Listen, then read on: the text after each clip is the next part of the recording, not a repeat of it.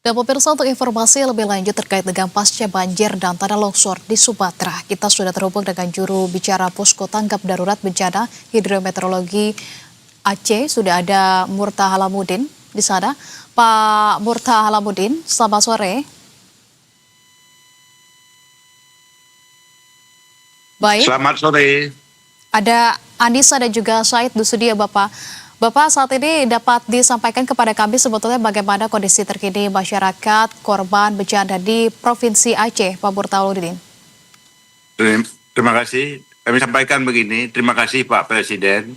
Kami melihat bahwa kedatangan Pak Presiden sampai 3 kali membuktikan keseriusan beliau terhadap penanganan bencana di Sumatera, terutama di Aceh. Namun saya ingin sampaikan kepada kita semua bahwa nampaknya keseriusan Presiden tidak dijawab oleh para pembantu beliau, terutama di pusat.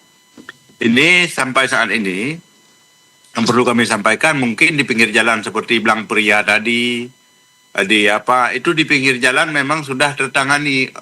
Itu pun kebanyakan bantuan dari pihak lain. Tapi sekarang ini di Aceh sedang kita mengalami sesuatu yang baru, yaitu tentang pertama kelompok rentan, perempuan, orang tua, lansia, anak-anak, bayi, orang melahirkan, orang hamil, orang-orang yang penyakit menahun, penyakit turunan, itu sedang dalam kondisi banyak dan mereka yang sudah meninggal. Kenapa? Karena lambatnya penanganan ini. Dan Anda seperti Anda lihat di media sosial, orang-orang dari tengah itu turun jalan kaki sudah kayak di Gaza, dengan di tengah kehancuran jalan, gunung-gunung mereka berjalan kaki berpuluh-puluh sampai ratusan kilometer untuk mendapatkan beras dan mendapatkan BBM, dan kemudian mereka panggul itu.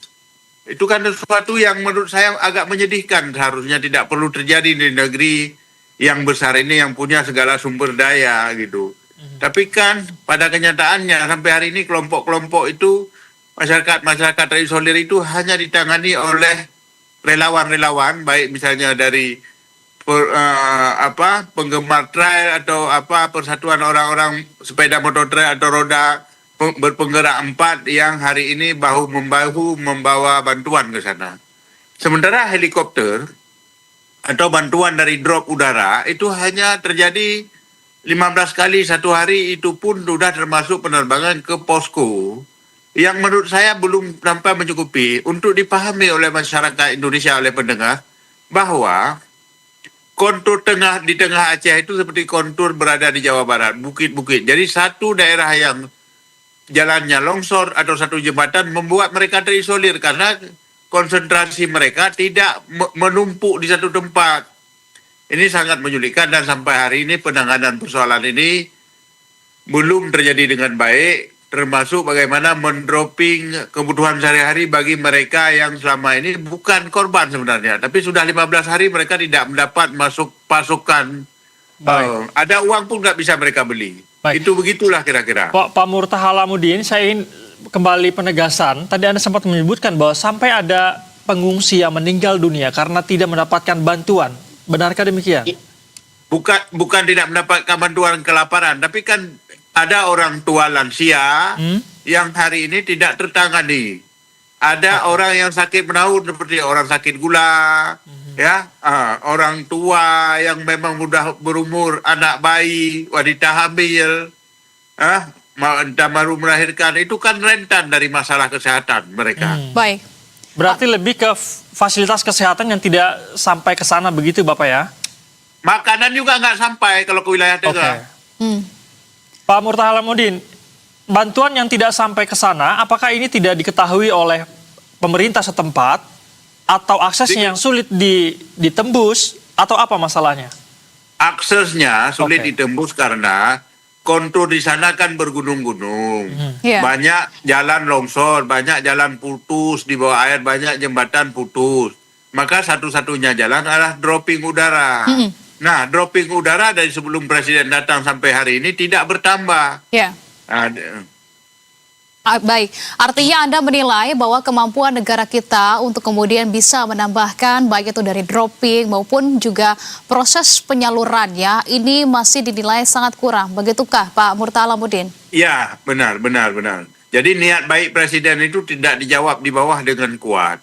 Misalnya masalah kesehatan. Pemerintah daerah jelas tidak punya kemampuan sebesar itu untuk membuat bagaimana mengakses lokasi itu. Karena kita kan tidak punya sumber daya. Sumber daya artinya sumber daya helikopter dan lain sebagainya. Sehingga yang kita harapkan selama ini yang terjadi adalah TNI Polri secara parsial mungkin membantu bersama warga menjadi rantai pasok makanan. Baik berjalan kaki, baik menggunakan motor trail dan lain sebagainya. Dan itu terbatas. Belum sampai seluruhnya bisa dicapai dengan cara seperti itu. Dan ini akan menjadi bencana baru di wilayah tengah karena mereka kesulitan mendapat bahan pangan. Baik.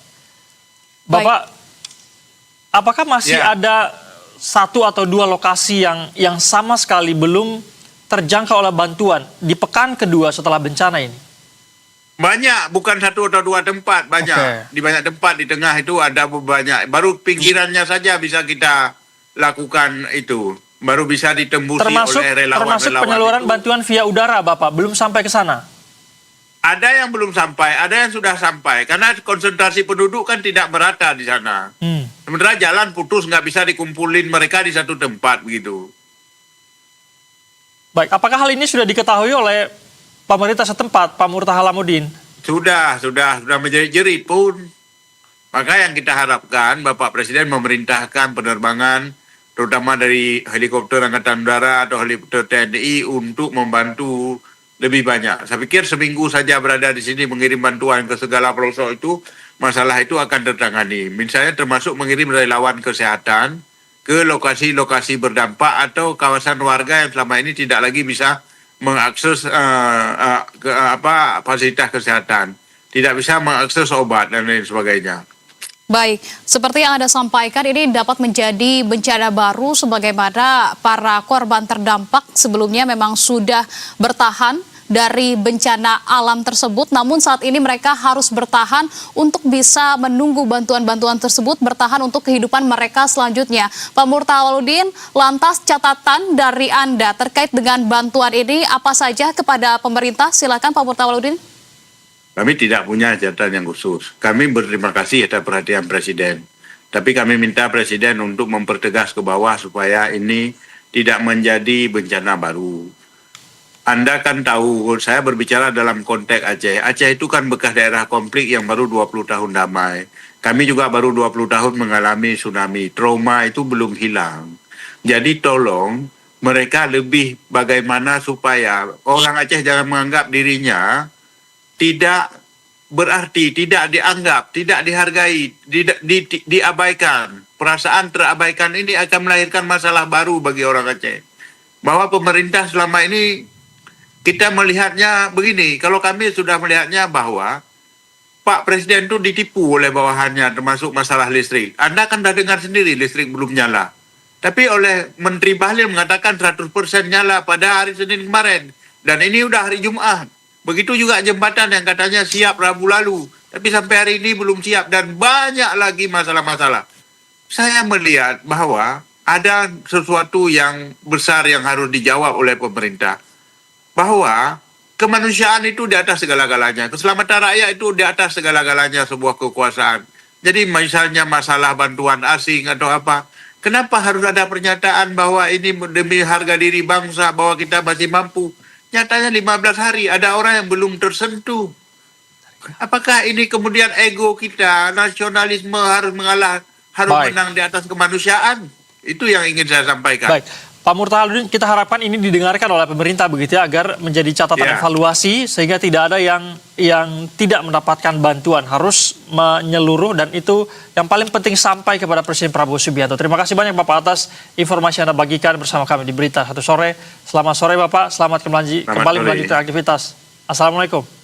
Waalaikumsalam. Dan pemirsa kita ke